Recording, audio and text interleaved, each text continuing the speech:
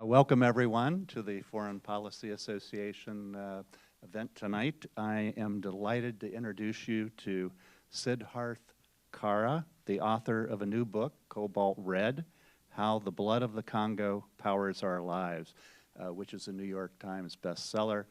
You can see the cover of the book there. We actually have copies that are for sale, $25 each, out at the entrance, so please feel free to buy a copy if you'd like. I'm now going to tell you a little bit about Siddharth.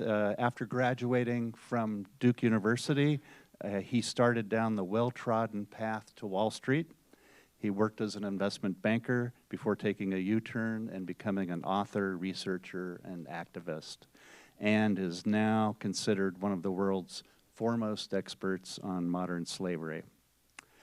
His path started the summer after he received his MBA at Columbia.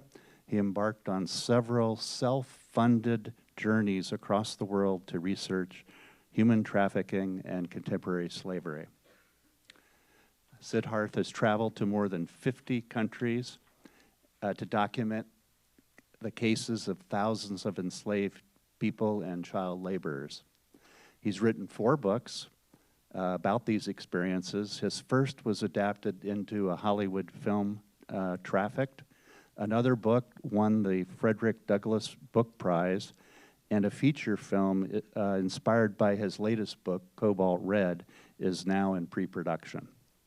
Siddharth is currently a British Academy Global Professor and has been a lecturer at the Kennedy's School of Government at Harvard and at the University of California at Berkeley. Please give a warm welcome to Siddharth Kara. I'm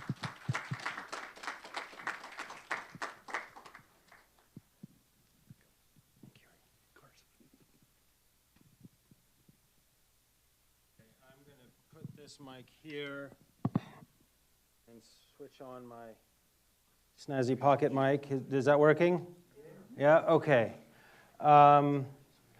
Thank you so much, Reed, for that gracious introduction and for recommending me to the Foreign Policy Association to talk about this issue. And thank you, of course, to the Foreign Policy Association for graciously hosting us in this wonderful auditorium this evening. I'm giving this my first sort of public remarks on the book. It was released on January 31st. I've done quite a few interviews in the news media, podcasts. Everyone seems to have a podcast, so lots of podcasts on this topic. But I haven't been too eager to get up on stage and talk about it as of yet, but this seemed like a really wonderful opportunity to come here to New York City, speak in this wonderful forum to this terrific group of people concerned with issues such as this. So I have some remarks that I'd like to present to you this evening about Cobalt Red, and then I'm very happy to do some Q&A, and if anyone wants a signed copy of the book, we can do that too. Let me start by asking you a question. Raise your hand if you happen to have a smartphone. Okay, so 99.9% of us, yes? And how about a tablet, laptop, all 3, right? And what about if you either own an electric vehicle or are thinking of buying an electric vehicle? So maybe a 4th of you or so. The batteries in all of these devices and cars that I've just mentioned, almost all of them have cobalt in the battery. And they have cobalt in order to create maximum energy density. Cobalt allows the battery to hold as much energy as possible while not catching on fire.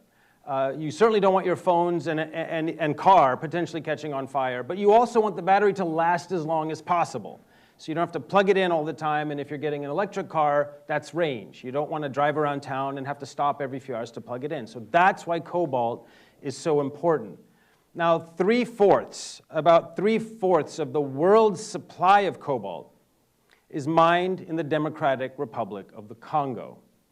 And Cobalt Red is the story the truth about what's happening at the bottom of global cobalt supply chains in the Congo. And I'd like to give you a sense of what that looks like. So the story told outside of the Congo is that there's two kinds of mining. There's industrial mines that use heavy machinery, excavators, and so on. And then there's something called artisanal mining, which is a nonsensical term because it makes you think of quaint people baking bread and doing artisanal activity. But what it really means is some of the poorest people in the world using their bare hands, strips of rebar, shovels, spades, whatever they can find to scrounge cobalt out of the ground.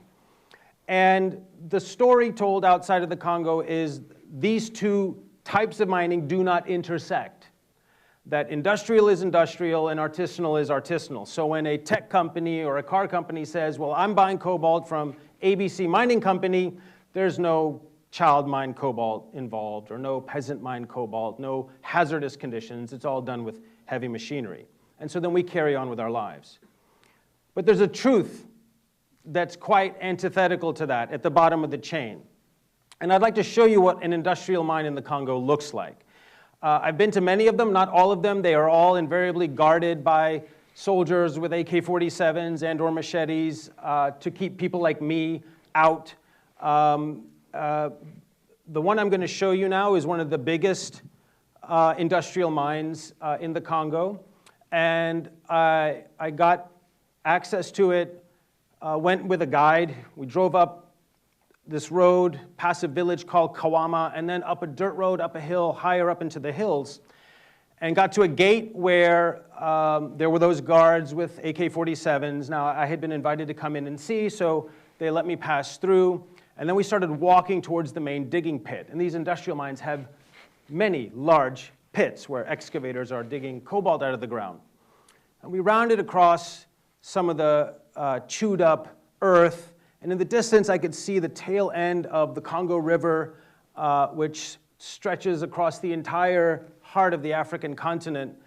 And as we neared the pit, I thought, okay, industrial mine, I know, because I've already seen it, there are going to be some people here. There are going to be some kids, and they're going to be digging, probably in and around some excavators and so on. So as we near the pit, we come to the edge, and this is what I see and hear.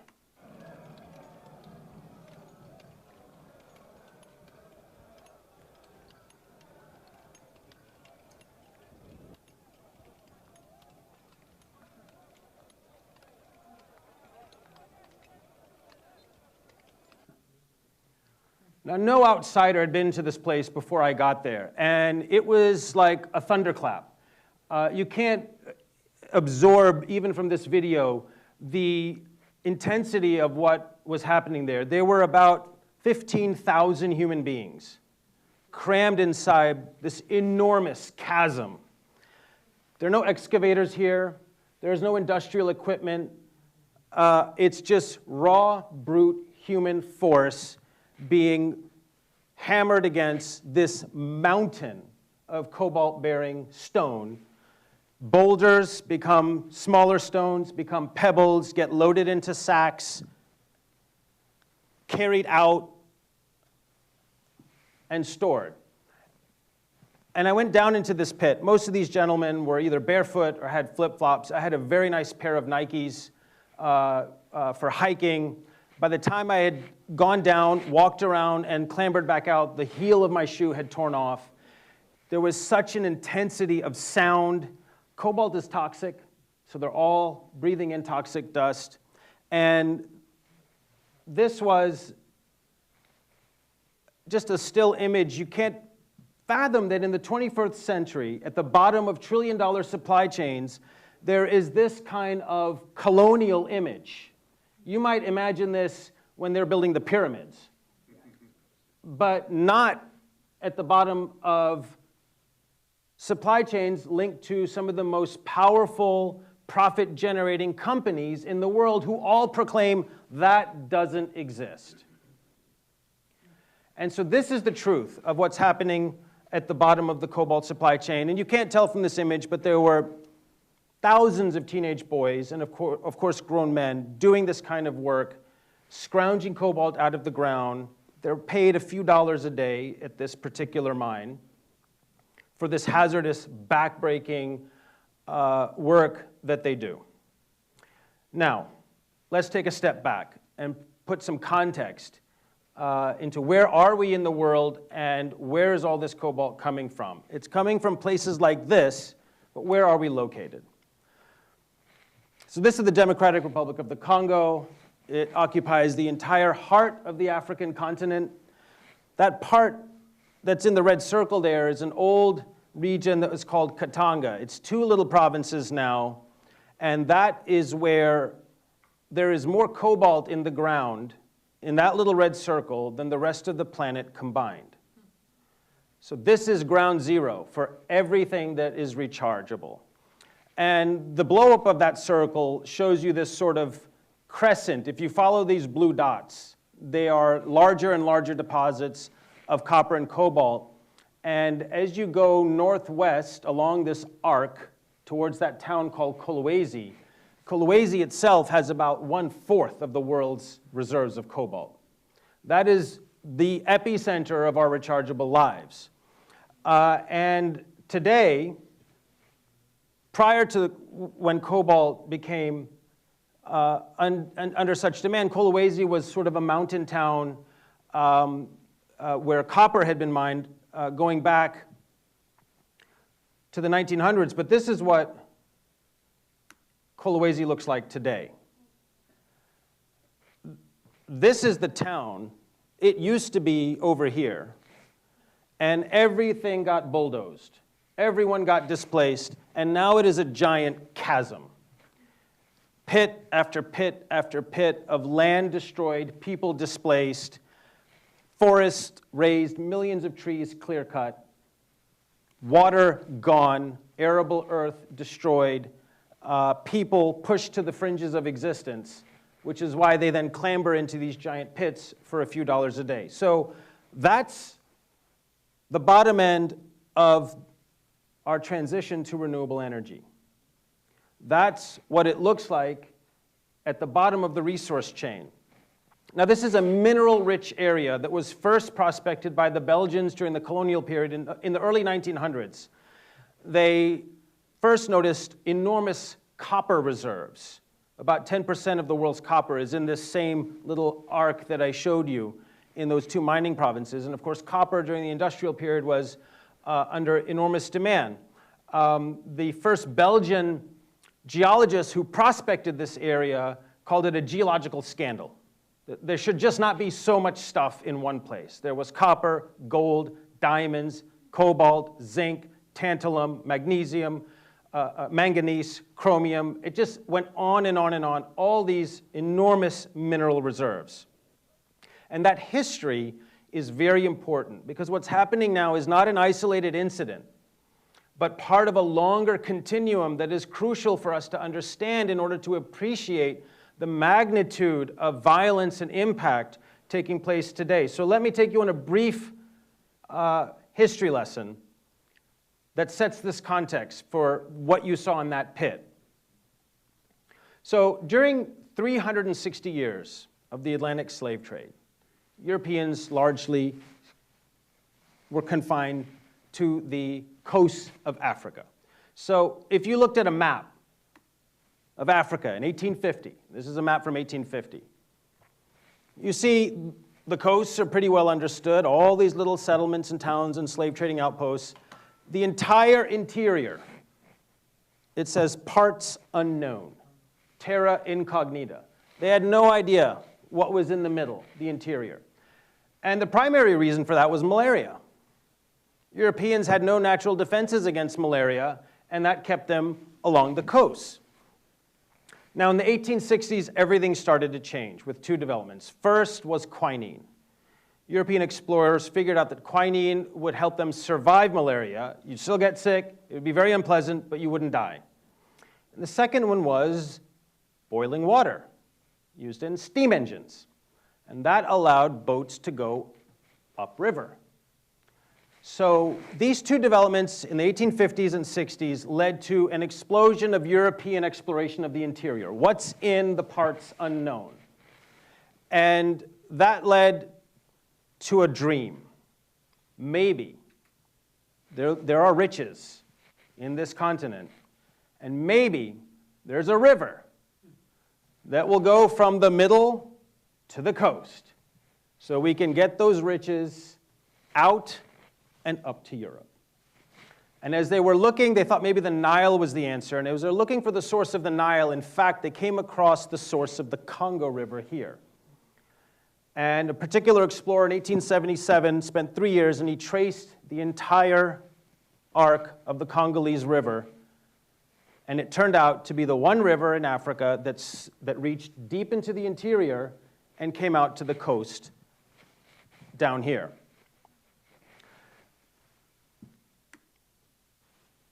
The Congo River not only reached into the interior, but it had all these capillaries. So this is the Congo here, all the way down. It's the only river that crosses the equator twice. It's the deepest river in the world, and it drains an area the size of India with all these capillaries. So you could go anywhere and find a flow of water that would get you onto the Congo, out to the Atlantic coast, and then up to Europe. So now this new dream was born, the scramble for the riches in the interior. So Otto von Bismarck convenes the Berlin Conference in 1884. And it was this imperialist extravaganza where all the great powers of Europe got together in Berlin under the civilized mission of deciding how are we going to carve up the continent so we don't have conflict with each other, like slices of a cake.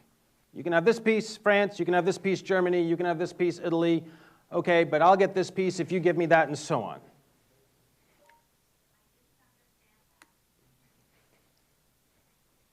This gentleman, King Leopold of the Belgians, secured the entire Congolese interior as personal property at the Berlin Conference, with promises of promoting humanitarian missions in the Congolese interior, in the African interior, and free trade on the Congo River for all the great powers of Europe. Little old Belgium was not one of them, but he, through his guile and wile, secured the Congo as personal property. It was 77 times the size of Belgium.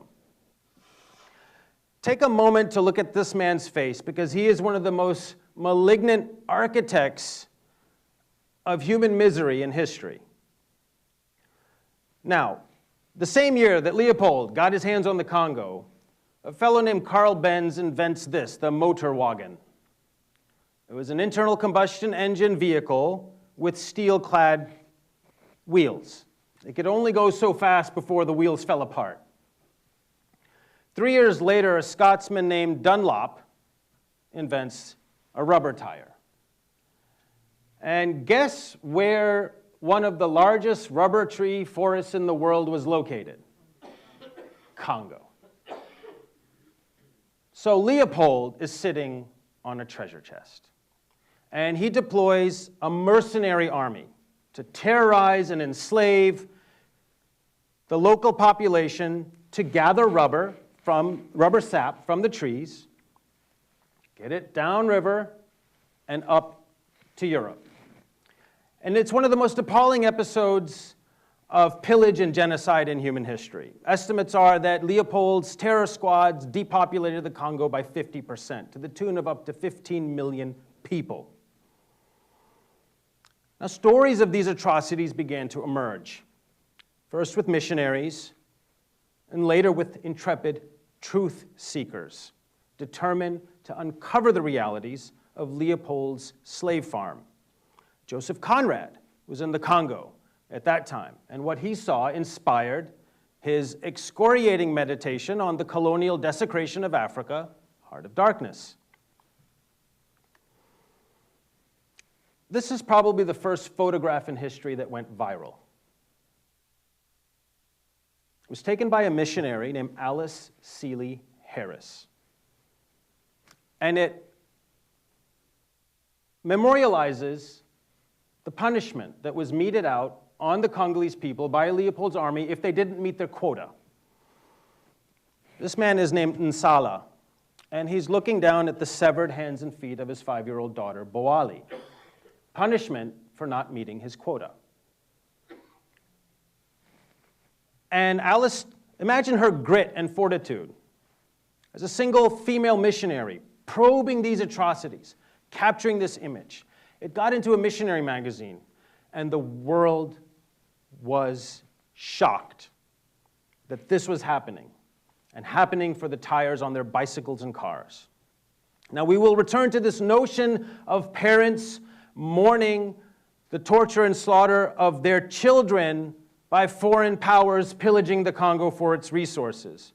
This one photograph transformed public sentiment around the world and revealed a horrible truth that was in denial by King Leopold and his propaganda machine. Because great darkness always has a counterpart in history, and great evil always gives birth to the champions that will defeat it. Enter this gentleman, Edie Morel. He was a bookkeeper, a data guy. But he happened to be the data guy for the shipping line that ran all of Leopold's cargo out of the Congo, a company called Elder Dempster, based in Liverpool. He was looking at the books one day. We're an accounting company after all, so that's quite apropos. He was looking at the books one day and he noticed something peculiar.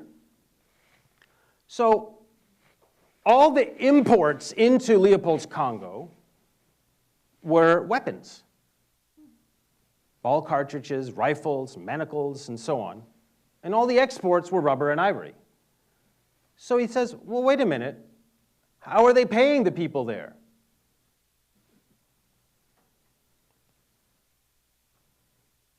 And he realized that within the data alone, within the statistics alone, there was proof that something was amiss, that in fact, as he said, the natives of the Congo were being systematically robbed. But then what was the process? That they were being induced to work since there was no commerce involved. There was no evidence of anything coming into the Congo that would be used to pay these people. And then he recalled the stories of the missionaries, and some of these images and pictures, and he concluded that Leopold's Congo was operating by virtue of the reduction of millions of men to a condition of absolute slavery by a system of legalized robbery enforced by violence. He wrote that in 1904, and so much time has passed, but as we will see, so little has changed. Data started the campaign. But Morel's findings were not just enough. The missionary stories were not just enough. But they were enough for the British to order an inquiry to get to the bottom of what was happening. And they charged this man, an Irishman, Roger Casement, go there and do an investigation. Casement spent 100 days. He actually ran into Conrad while he was down there. He spent 100 days going through the Upper Congo, taking down testimonies from the Congolese people of how they were being treated. My hand was chopped off. My wife was killed. My baby was killed. They eat us. All of these horrors and tortures, and he wrote it all up and issued a report to the Parliament in the United Kingdom, filled with pages of survivor testimonies and ground truth. Morel had the data. Casement had the truth of the voices from the ground. And they formed an organization together called the Congo Reform Association with the mission of bringing an end to this horror.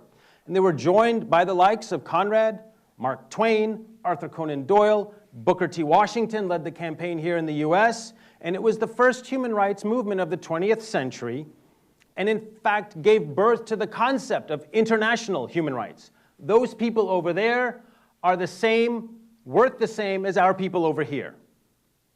Simple concept. And with their relentless force of will, they brought down a king. Leopold was forced to sell his Congo Free State to the Belgian government. He did walk away with yet another tidy sum. In the end, he made several $billion in today's dollars off of this horror, but the Congo was out of his hands. The Belgian government didn't do much to improve the situation, but that's another part of the story. The genie was out of the bottle. The Congo is teeming with riches, and everyone wanted to get their hands on it. So we come to today. the move from that to that. And that requires cobalt. And the Congo is swimming in cobalt, just like it was swimming in rubber for the first automobile revolution. Now we're in a new revolution, transitioning from internal combustion engines to electric vehicles. China saw this future before anyone else did, all the way back in 2009.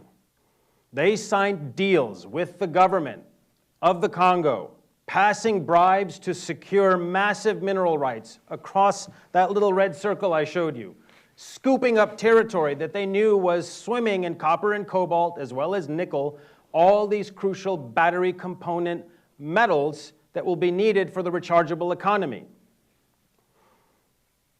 So let's come back now to the present day. As mining has exploded on the people of the Congo, and you remember there were these two categories, industrial and artisanal, and China dominating control on the ground. But as you saw in that video, that's a false dichotomy. But what does an actual industrial mine look like from space, for instance? So you saw the pit up close. This is another enormous industrial mine, and that red circle is filled with these. This, by the way, the biggest one, the biggest mining concession in the Congo, is the size of London. This one's about 1/4 that size. So imagine that swath of earth ripped and gouged apart.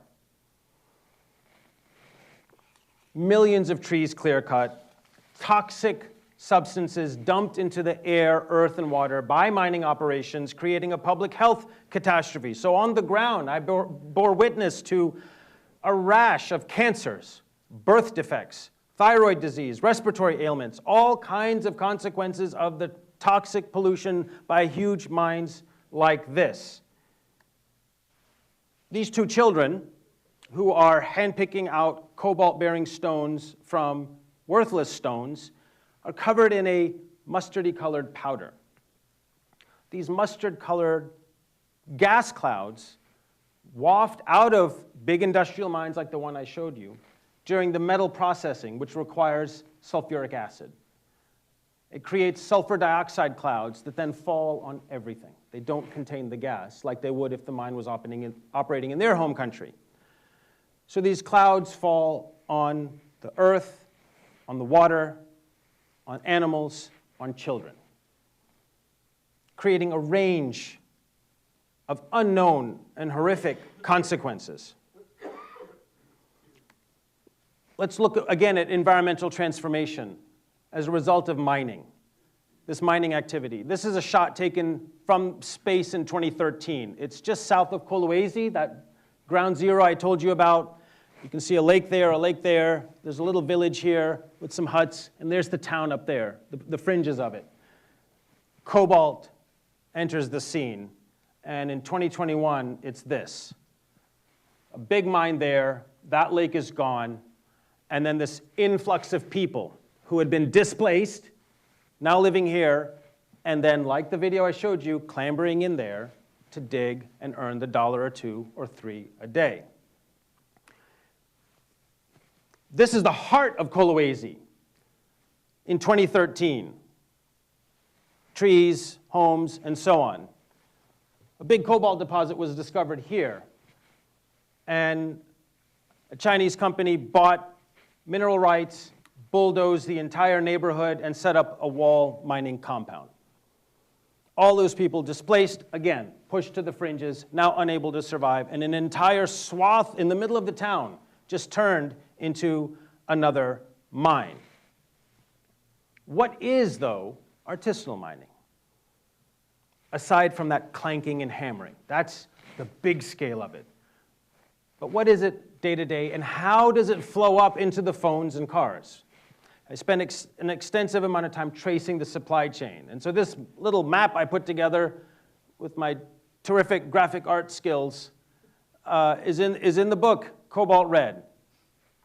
Tracing the supply chain to understand exactly how it ends up in the formal supply chain, because the fiction told outside the Congo is, no, all that artisanal cobalt, including those 15,000 people in that pit, that's not coming into the formal supply chain. Where it's going, nobody can answer, but it's not going into the formal supply chain. So this is exactly what happens. So here's an artisanal miner.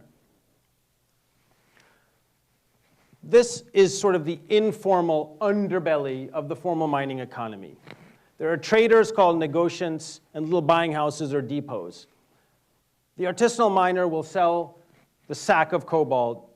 Sometimes a family works together and they'll put together 2 sacks in a day, working 10 or 11 hours. They sell it here. And then these traders sell it to the industrial mines. Now this is in the event where the artisanal miners are not already digging inside the industrial mine, in which case it's already part of their production. But when they're digging outside the industrial mine, there's this laundering mechanism, this informal underbelly which allows, which pulls the artisanal cobalt into the formal supply chain. And once it's at the industrial mining stage, there's no disaggregating what came from where anymore. It's all mixed together, batched, processed in sulfuric acid, and then it goes up the chain until it gets to the phones and the cars. So before it ever leaves the Congo, there's no discriminating industrial from artisanal production. So artisanal mining starts with this. This is a stone called heterogenite, and it is the dominant form in which you find cobalt in the DR Congo.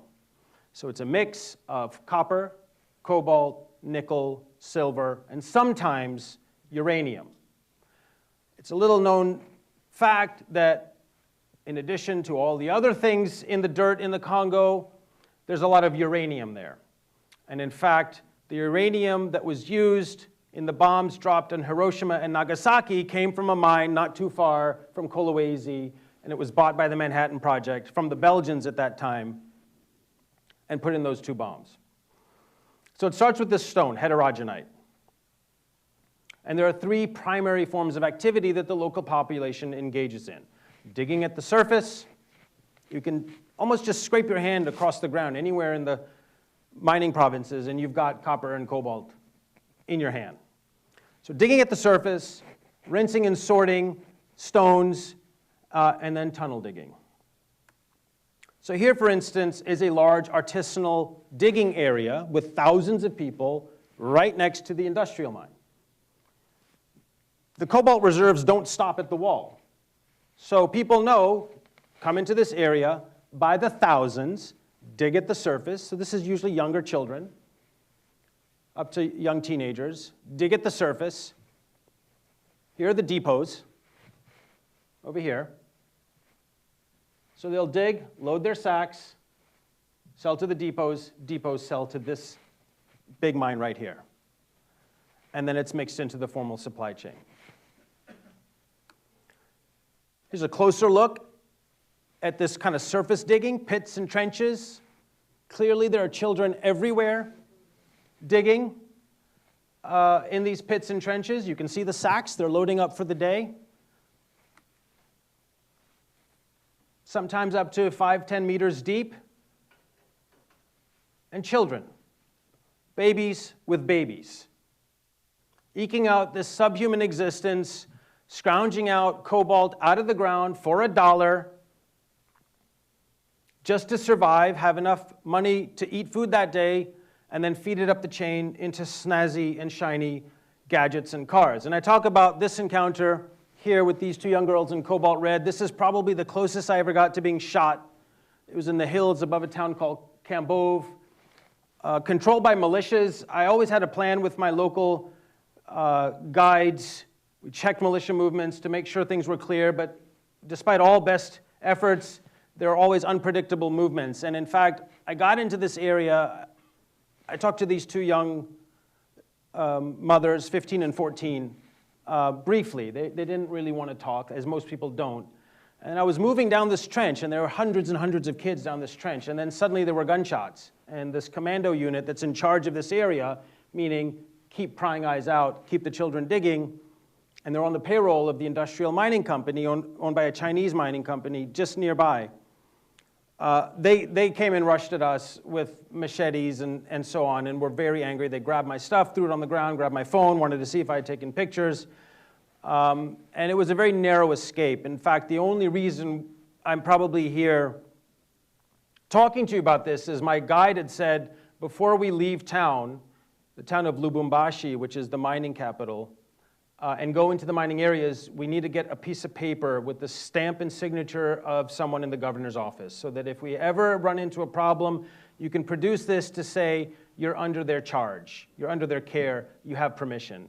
And that piece of paper is the only reason I made it out of this particular very unpleasant encounter with these militia guys who are controlling this particular territory. But there are children everywhere, suffering horrific injuries, shattered spines, broken legs, and then the toxic contamination, including to these babies who will be inhaling toxic cobalt dust all day, every day.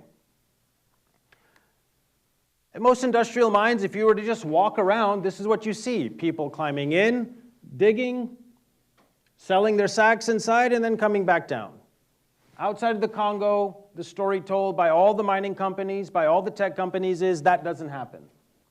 There are no artisanal miners digging inside. And the truth is right there for anyone to see, just like it was in Leopold's Congo. It was right there for anyone to see.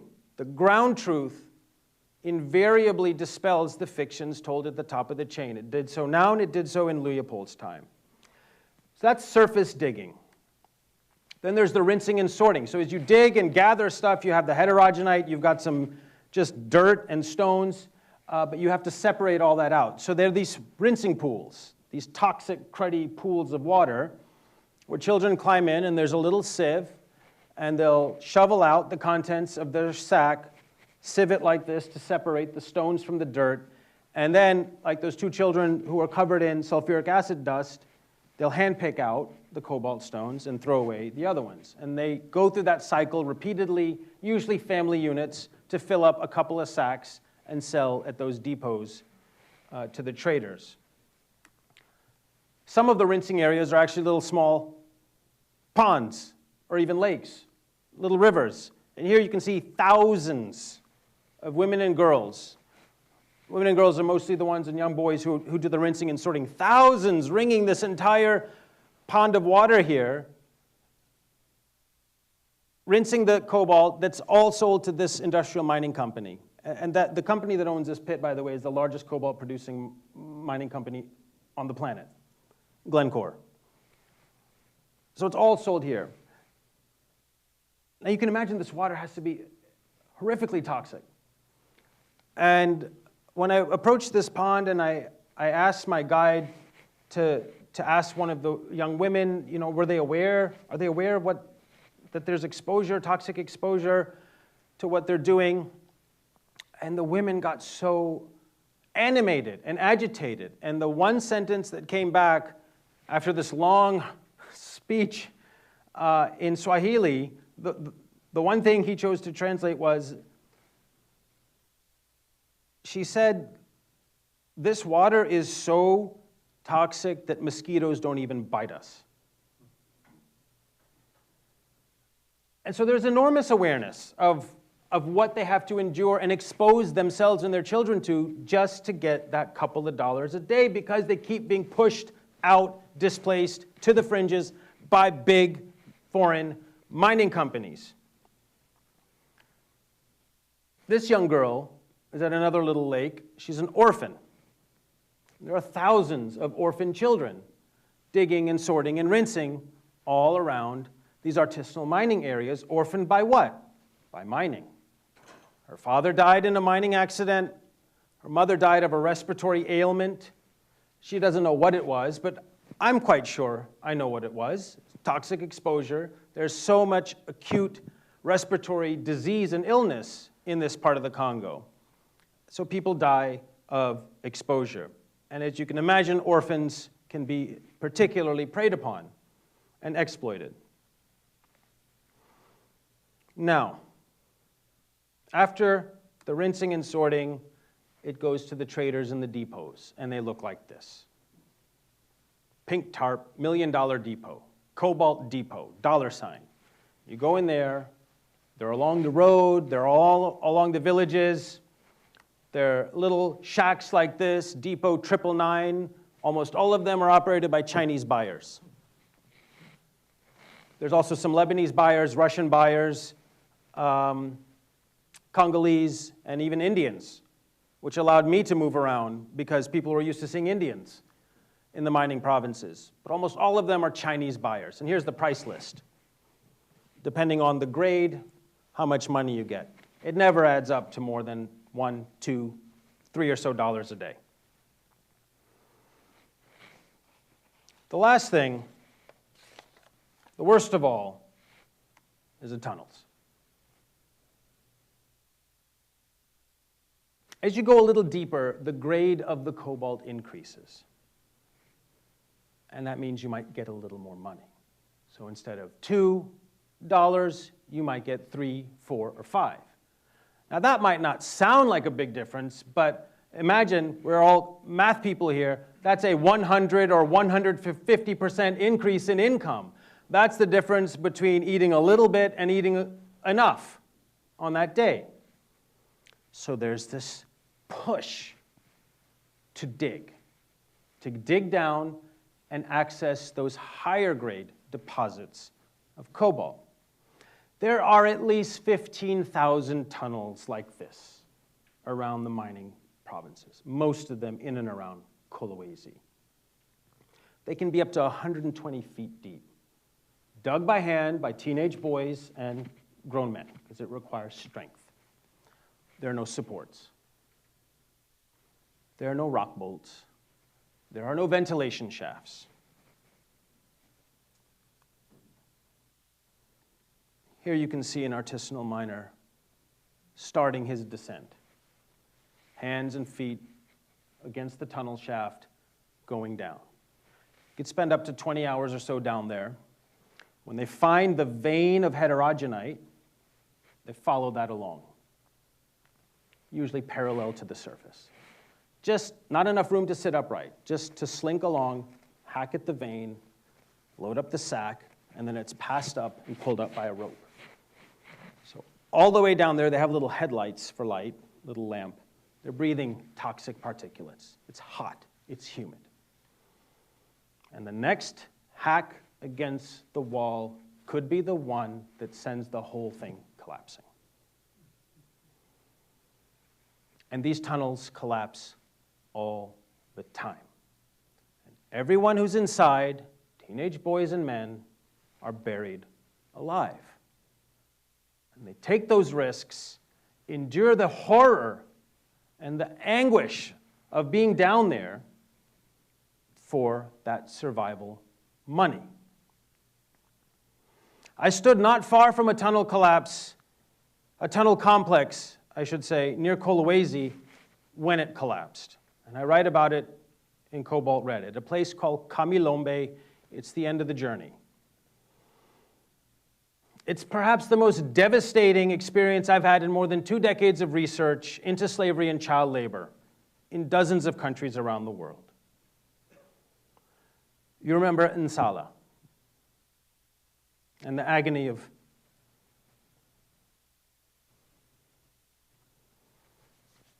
his butchered daughter 120 years ago.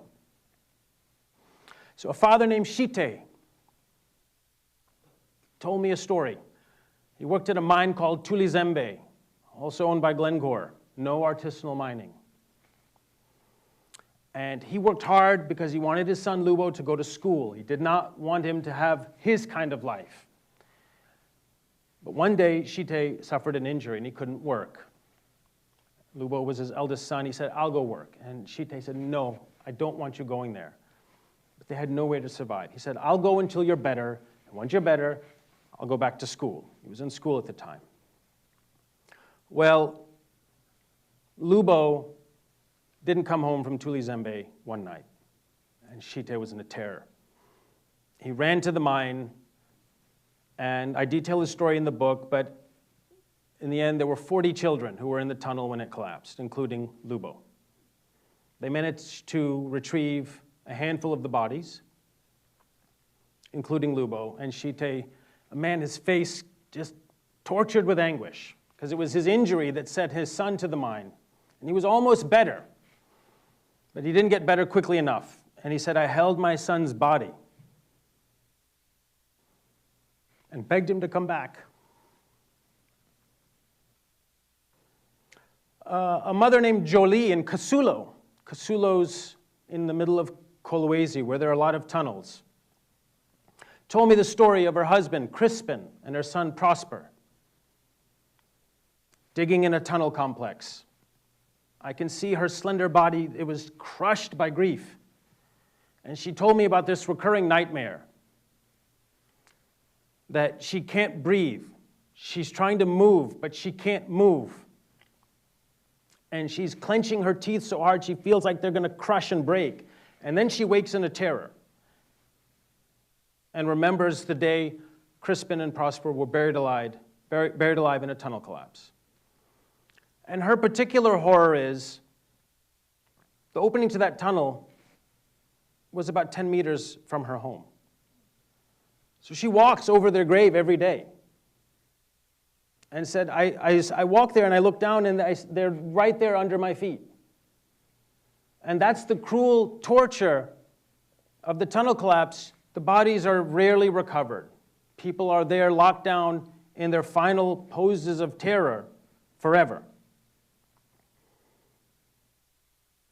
And I'd like to end by just reading you one final story. And there's a reason I haven't been doing public remarks on this, because it is very difficult for me. But Casement showed the world the power of the voices from the ground. And so I'd like you to hear one voice from the ground, not as narrated by me or summarized by me, but just a page and a half from the book towards the end. The last person I introduced you to in the book, Cobalt read, before the end of the line at Kamilombe, and her name is Bisette. I spoke with her on September 22nd, 2019, just outside of Kolwezi. The day began with a cool breeze flowing down from the hills. The early morning sky was bleached by white light. I ate a quick breakfast at my guest house, consisting of an omelet with onions, boiled potatoes, and instant coffee. I headed east on the highway and arrived at a discreet guest house where I would be conducting interviews for the day. Bisette was already there, sitting at a small table with her hands folded neatly in her lap. Her skin was sallow, her face heavy and downcast. A small ovular discoloration in her skin beneath her right eye appeared like a permanent tear. There was barely any hair left on her head. She did not bother to hide the loss.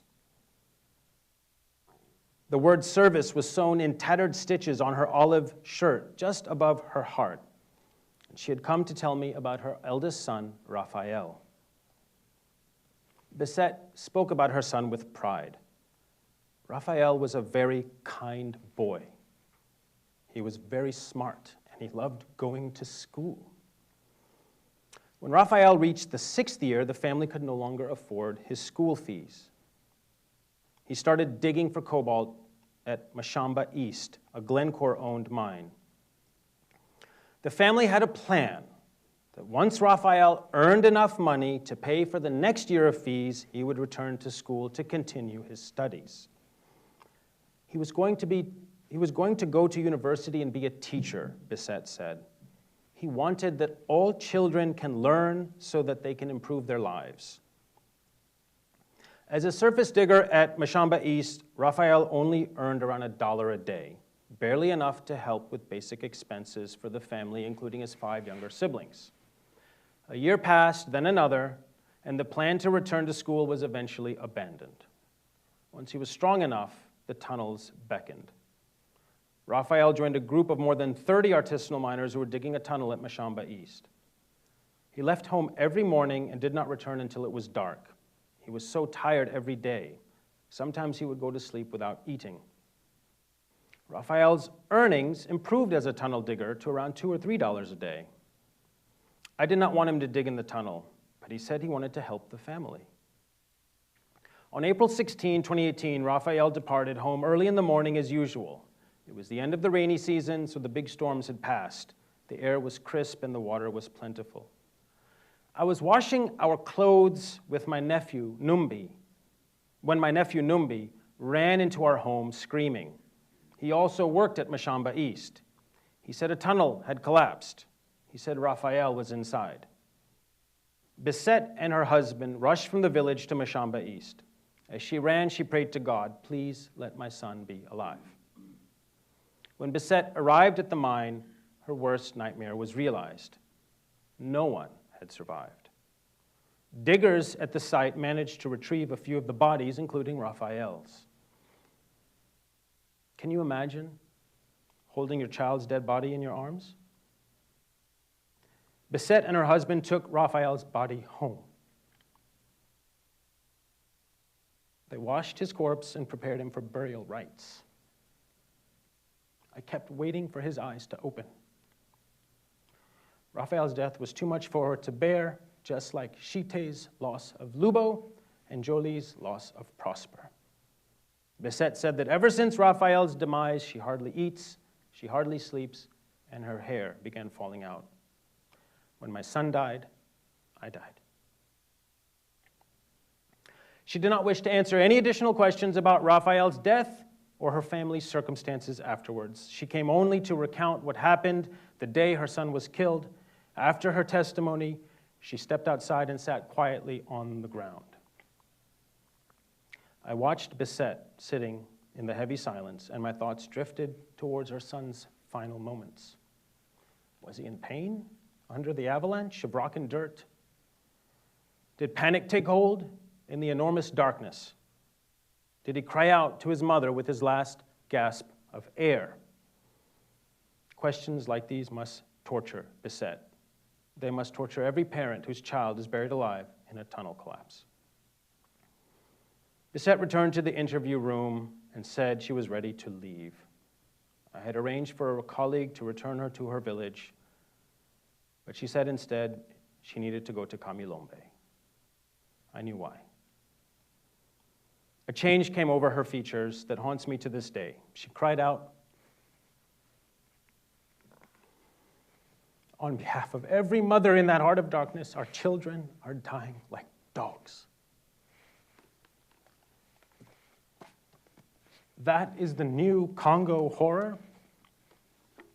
And the fact that this manner of disregard for the humanity of African people is taking place in broad daylight in the 21st century is a shameful rejection of the purported moral advancement since colonial times.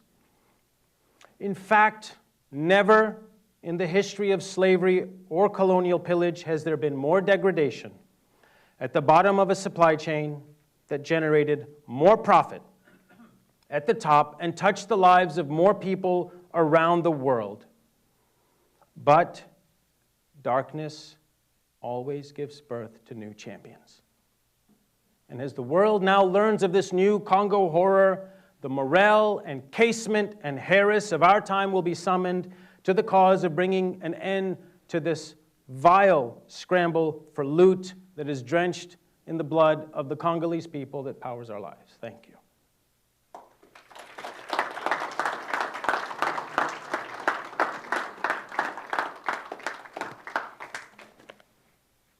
Thank you very much, Siddharth. If you are joining us via Zoom, you can use the Q&A function to ask any questions. Otherwise, I'll also take any questions from the live audience.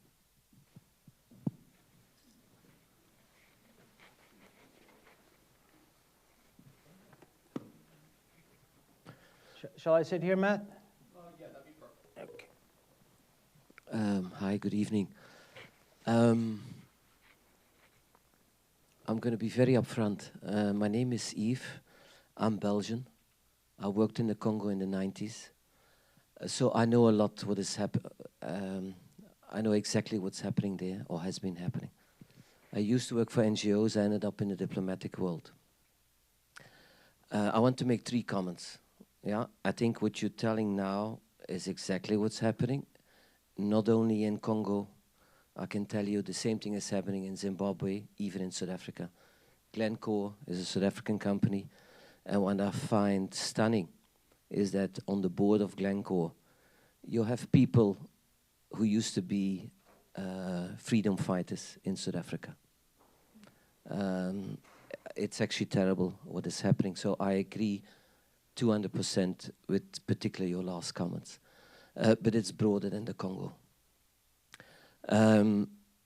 As a Belgian, and I'm going to step on some toes, not on your toes, but on some other toes. I agree with what you said about Leopold. What I am missing though, is a little bit, you bring in Leopold, you bring in the Belgian government, the figures you mentioned, 15 million, as far as I'm concerned, even one person whose hand is chopped off or feet are chopped off is too much. But in terms of figures, depending on the sources, we can discuss about that. What I'm missing a little bit is also, I don't understand why you're bringing Leopold and then you jump to the current situation. I think if you look in particular the 50s and the 60s and the role that, because of the resources, uranium, whatever, Congo played into the Cold War, that's a little the part. I haven't read your book. I will buy it. I'll ask you to sign it. But that's a little the part I'm missing, in the role of the US in that, particularly in the Cold War. But it's broader than that. Kabila, who was friends with Che. So I'm missing a little bit that part in your speech. But other than that, fully agree. And I think what's happening is terrible. No, thank you. Let me say you're absolutely right. This resource extraction atrocity is taking place across the African continent, and it's often Chinese deals, loans in exchange for access to resources. And wherever there are valuable resources needed, in particular for rechargeable batteries, shades of this are being reproduced. The Congo and Cobalt story, I think, is the extreme end of it, but there's enormous environmental and humanitarian violence taking place at the bottom of these supply chains. I completely agree. In my book, most of my book is a journey to the truth, and I take people along the journey through the mining provinces to an event that I think reveals the deepest truth of what's happening there. But I carve out time along the way to weave in the history, because the history is so important. It informs everything that's happening there. And although I didn't get into it in these remarks, otherwise you'd be here all night, I do trace the Belgian colonial period and then the independence period and what was happening with US interference at independence, the assassination of Lumumba, propping up despots, and because it's all part of a story of why the Congo is in such a bleak place. And corruption is also a part of that. Foreign interference is a part of it. And the US has dirtied its hands as well. But as I said, that becomes then a longer history lesson but it's in the book, so fear not. Question from the Zoom audience. Is there any reasonable probability of alternative sources of cobalt which could be found elsewhere in the world? Or is the Congo the only place where such large supplies are found? Yeah, so right now, as I mentioned, roughly half of the world's terrestrial reserves of cobalt are in that small little patch of the Congo. It's not even distributed across the Congo. It's just a small little patch in the southeastern corner. And if you look at like a global production histogram, it's sort of Congo's roughly 3/4 of world production. And then there's a lot of countries that are 3%, 2%, 3%, Australia, Russia, Morocco, and so on. The reserves just aren't there in other parts of the world in any meaningful degree. Now, there is some talk of oceanic reserves at the bottom of the ocean floor, and some companies that are looking into trying to exploit those. And there may be some very large reserves at the bottom of the ocean yet to be discovered. that introduces another conversation around environmental impact. But right here, right now, today, and for the foreseeable future, it's Congo.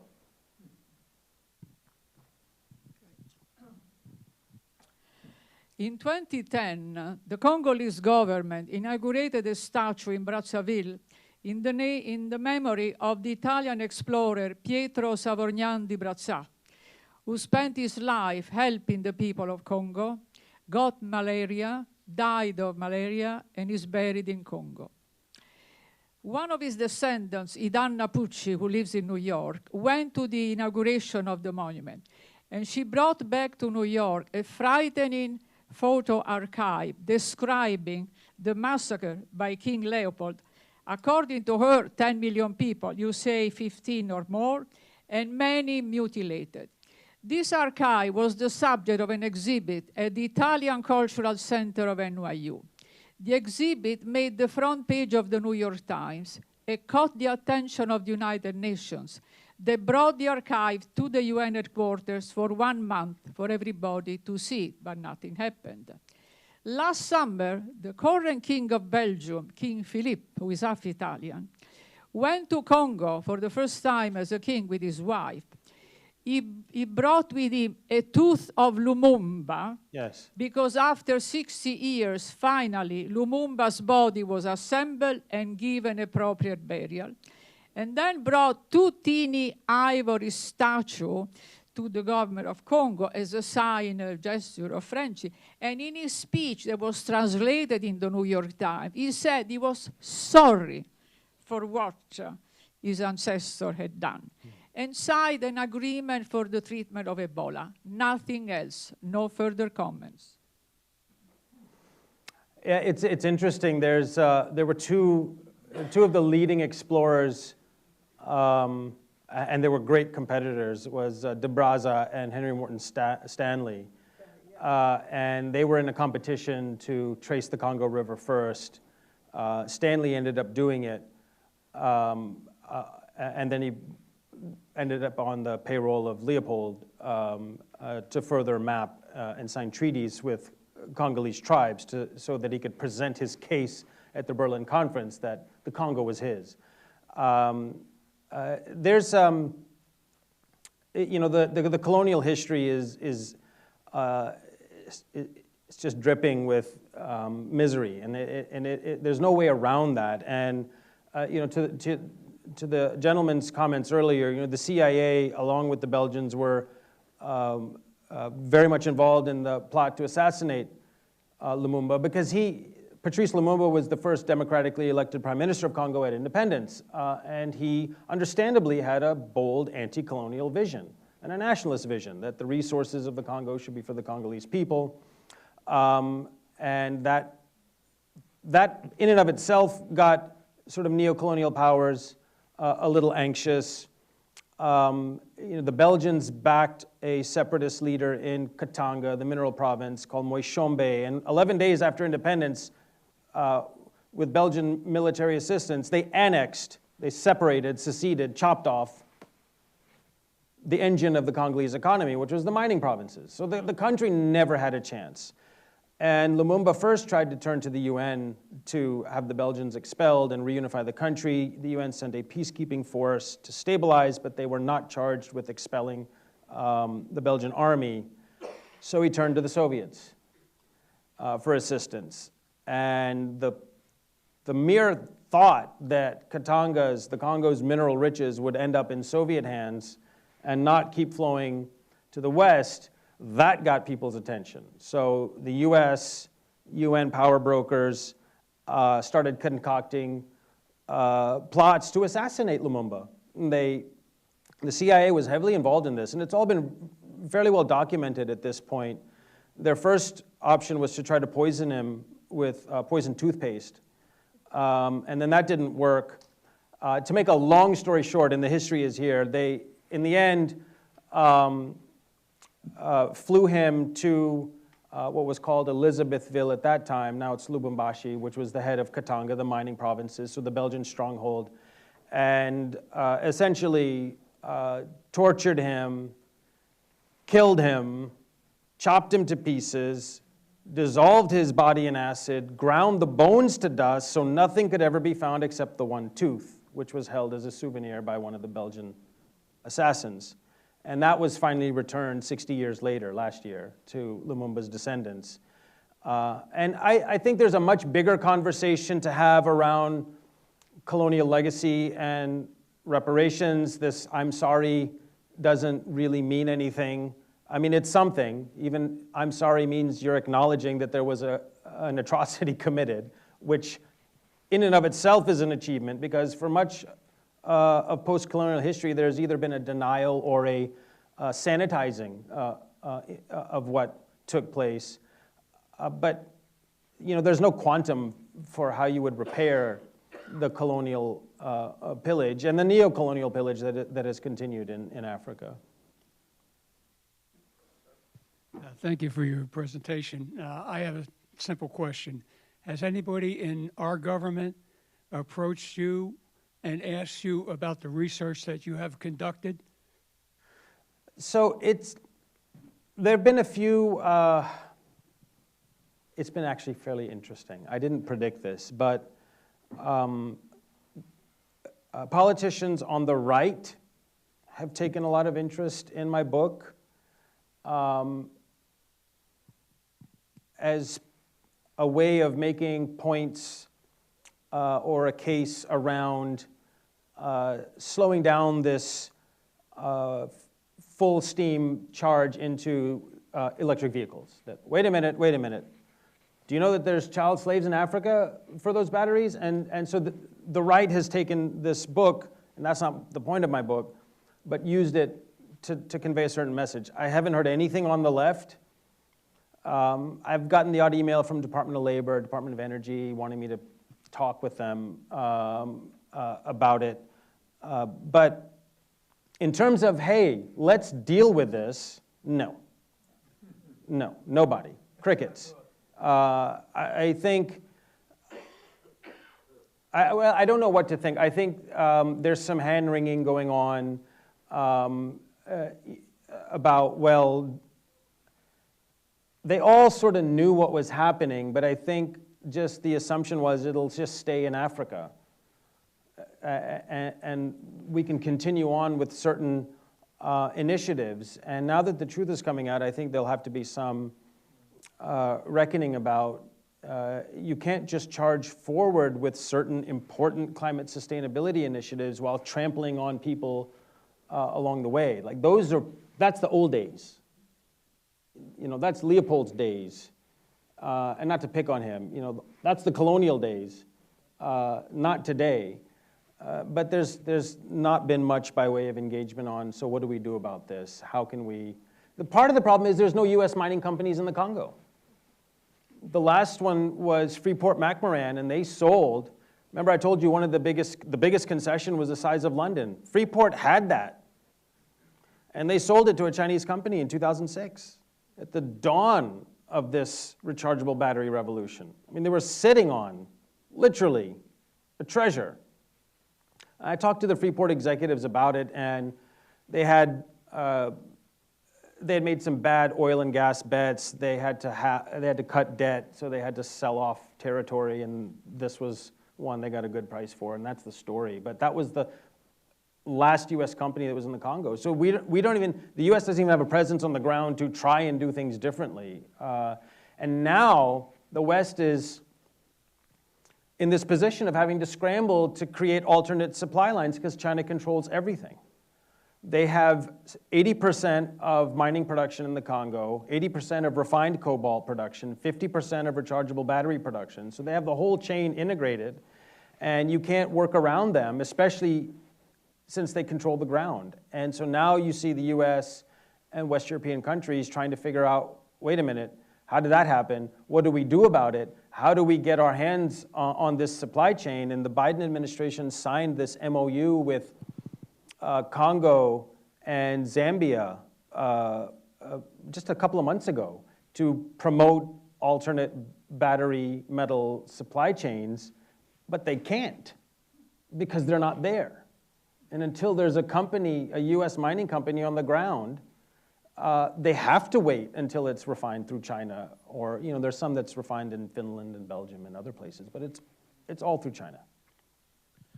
Another question from Zoom. How do we make sure companies who are expanding their EV production are sustainably sourcing cobalt? If the government's, I'm assuming by the government they meant the U.S.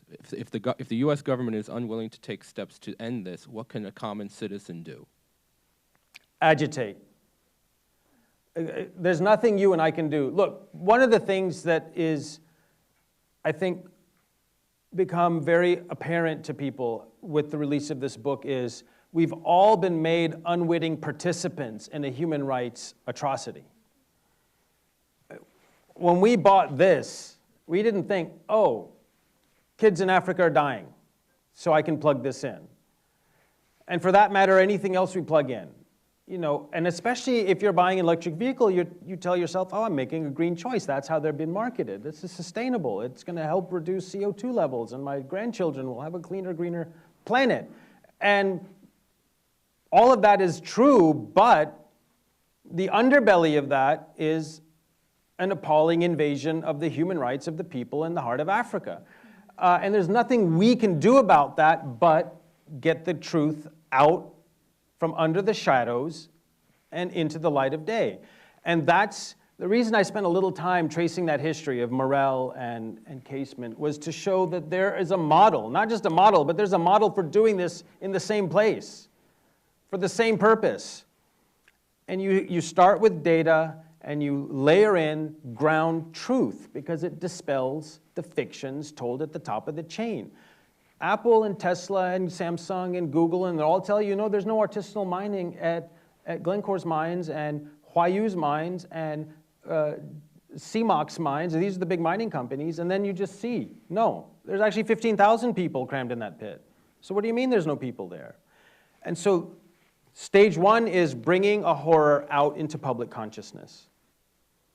And I hope that's what Cobalt Red is doing, and there are other people working on this, journalists, NGOs, and so on. The world learns of a horror, and then there's a community of conscience that's activated and says, no, this won't stand. And I don't have all the answers to what levers have to be pulled and pushed and tugged and yanked to address what you saw, but there is a sequence of levers that have to be pulled, pushed, tugged, and yanked, and there are people out there who will be activated, who will be today's Morel, Casement, Harris, Mark Twain, Booker T. Washington, all of them banded together at a time when getting truth out into the world was much, much harder. And they will activate. Whoever put the question on Zoom is one of those people right now saying, what do I do? How do I activate? What can I do as a person? And first it's awareness, the world learns, and then a community of conscience gets activated. Throughout the history of slavery, that's been the sequence of change. And it may not always be durable and lasting and as impactful as we'd like, but drip by drip, progress takes place. It inevitably does. Light always conquers darkness, because I do believe people are fundamentally, essentially, most people are fundamentally and essentially good. We don't want to be participants in the offense and violence against fellow human beings. Most people don't. And when they learn about it, it bothers them. And when they realize they can't function for 24 hours without participating in that kind of violence, then it really activates people. And that's exactly what I've seen in the 2.5 months that Cobalt Red has been out. Thank you so much for your comments. My name is Irina.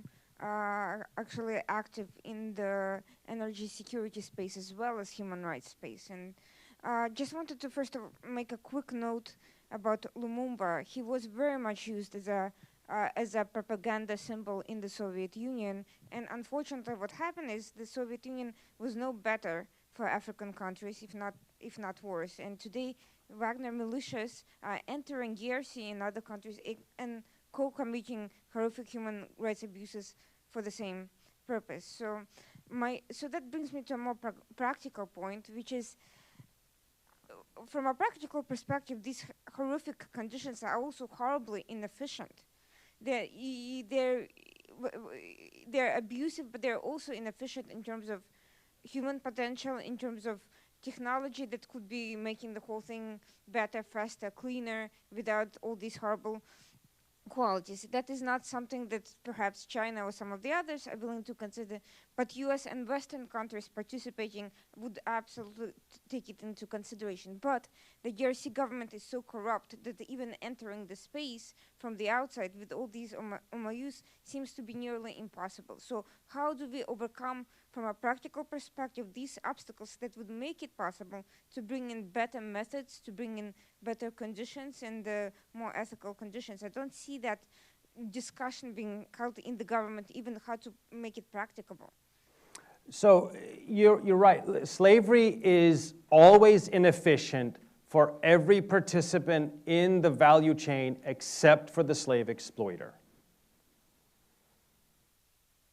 If you actually pay people and have good working conditions, they're more productive. And economists have gamed all this out, and it's more efficient to actually pay people properly and have them work in reasonable conditions and not suffer injury and all that.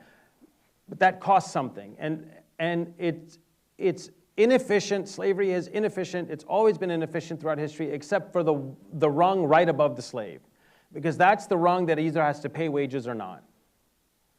And if you can get by with labor production without paying wages, and you're that one rung up, then you've boosted your profit. And what happens up the chain flows from there. Now, part of it is there's just such a surplus of people who have no way to survive, no alternate way to survive. So, in a way, if you look at the history of slavery, throughout most of history, a slave was a pretty significant capital expense, because it was time-consuming and expensive to get them from Africa to the colonies.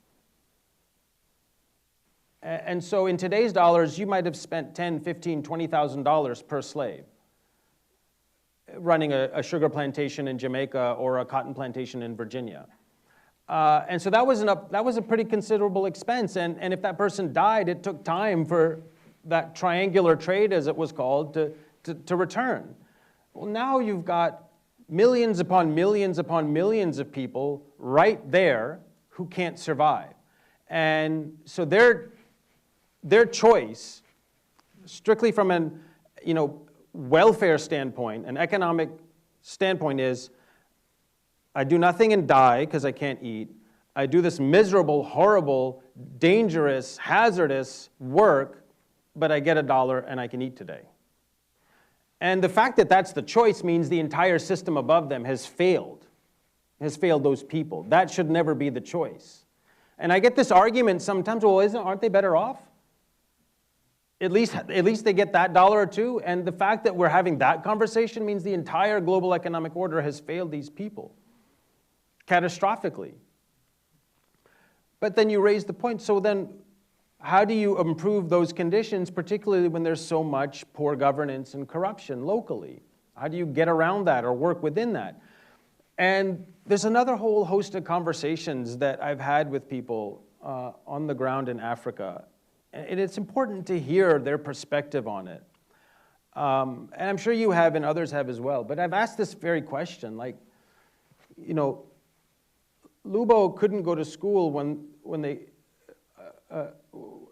couldn't pay the school fees. The school fees were $5 a month. $5 a month. And that was the difference between him staying in school and him ending up buried alive in a tunnel collapse. The school's supposed to be free. The Congolese government is supposed to pay for that for every kid up to the age of 18. But they don't.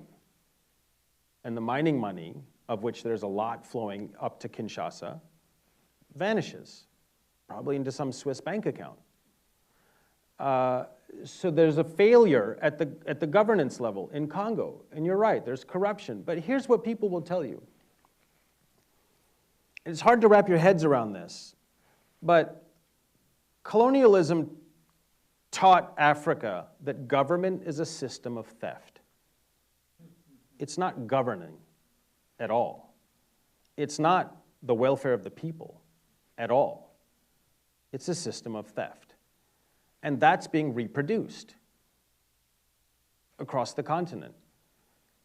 Now, the counterpoint could be, yeah, but okay, but At what point do you keep blaming the sins of your father? At what point do you take responsibility and govern properly? Well, for every Mandela and Nkrumah, there's 25 Mugabes and all who will take the check from whoever the power broker is, look the other way while that resource extraction takes place. So then you come to layer 2 of the conversation. So one is government is theft. The second one is, yeah, but Lumumba tried. And look what happened to him. I don't want that to happen to me. So if the current leaders don't play ball, they have a not too distant lesson in what happens to them. So you have these cycles of colonial legacy, corruption, but also this kind of not very distant and stark lesson of what happens if you try to run a country in Africa properly for your people. And I think that goes to a point. I've had a lot of debates on the ground with Congolese colleagues saying, but when does that stop? At some point, there has to be a leader who says enough is enough.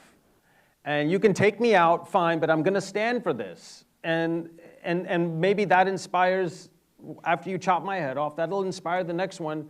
And eventually you can't just keep chopping people's heads off. I don't know where that point is. I know the current president, Tshisekedi, is making efforts to clean up corruption in the mining sector. He's turned over a lot of these corrupt Chinese mining deals that were signed by his predecessor, Joseph Kabila, who, like his father, was as corrupt as the day is long, and just took bribes left and right and siphoned out God knows how much money of the country's resources. So maybe Tshisekedi is the start of that, and veering the country. The US certainly feels he can veer the country away from China and towards the West, which may improve transparency, labor standards, and things like that, but time will tell. Yes, it occurs to me that I wanted to ask a question about the industrial mines, and it almost seems like it's like a money laundering scheme, except it's a labor laundering scheme, because by the time it gets past the industrial mines, who knows where the cobalt came from, and everybody can sort of feel good about it.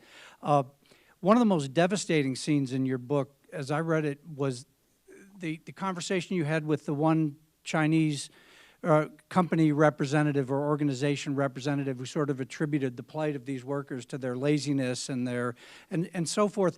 What, if any, confidence do you have that global pressure, as awareness builds, could be brought to bear on some of these mines to get them to take care of business and improve things for the people supplying them with this cobalt? It's a terrific question, and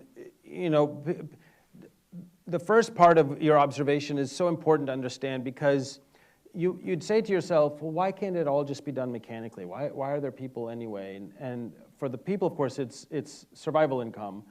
But there's so much demand-side pressure to boost tonnage of production.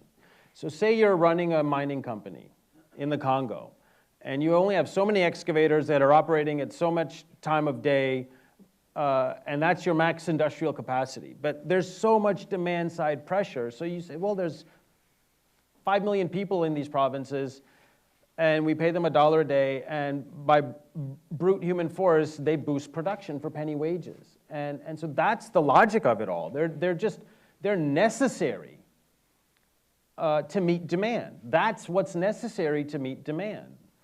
But what pressure can be brought to bear? And the way I look at it is this: demand for cobalt and other battery metals, but we're talking about cobalt. Demand for cobalt starts at the top of the chain. Everything downstream from that is a consequence. There are bad actors at level 2, 3, 4, 5. There's inefficiencies and corruptions at level 2, 3, 4, 5. But that entire value chain wouldn't exist but for the demand created at the top. That's Apple, Tesla, Samsung, Google, all the Chinese EV companies, all the gadget and gizmo companies. That's where demand starts. And so that's where the solutions have to start. they have enormous market power, buying power, and the ability to demand ground conditions improve. And the reason I say that is, if you read through the SEC filings of these publicly traded companies, you can't get this on Chinese companies, of course, but US-based companies, you look through their SEC filings, and they all have disclosure statements around human rights, sustainability, and they all say, every one, and I have examples from 2021, which was the last year before the book came out, of these companies proclaiming that they ensure human rights standards, international norms for human rights are maintained all the way down the supply chain to the mining level. And they use the word mining level. And they reiterate their zero tolerance policies on child labor and so on. And so they say all of this already, and they say that that doesn't exist already, but it does. So really what you're saying is, just do what you say you're doing. Just actually achieve the things you say you're achieving. And what would that mean? Well, instead of me being the one running around, or some journalists, or NGO workers, or whoever, you guys should have teams on the ground. You say there's no child labor in your supply chain, you need to have 25 people permanently stationed in Lubumbashi going up and down the mining provinces, spot checking and auditing these places and making sure, in fact, there are no children. You say that artisanal cobalt doesn't merge into, you should have people on the ground because you're only doing this to validate the claims you're making. You see, the claims are made and everyone just accepts it because, well, the truth hasn't come out yet. So now, so these companies have sufficient buying power. Now what they do is they sit back and say, well, Glencore said there's no child labor. Huayu Cobalt said there's no child labor. CMOC, China Molybdenum, another big, Zijin Mining, there's no child labor. Oh, okay.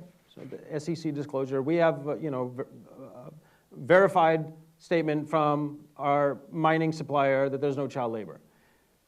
You mean to tell me they're actually taking at face value the word of all these Chinese companies vis-a-vis human rights? Come on, right? So they need to interrogate that and be on the ground. It wouldn't cost much. It's not a hard problem to solve, and that's the other tragedy here.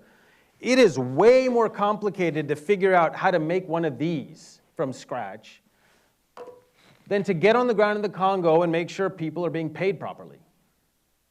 That's the simple problem. This was the hard problem. An EV with 350 miles plus range was the hard problem. This is actually not the hard problem. But then why not solve it? It's those people over there and not our people over here. You think they'd send the kids of Cupertino into these pits? No. Kids of the Congo? No problem. That's the problem. That's why I spend a little time on the colonial period, because in a way, nothing's really changed. Instead of kings of countries, it's kings of industry. But it's the same philosophy. Those people are disposable, and their resources are ours to pillage however we wish. Thank you very much, Siddharth, for your comments and for making this very important book. If everyone can join me in just thanking Siddharth one more time.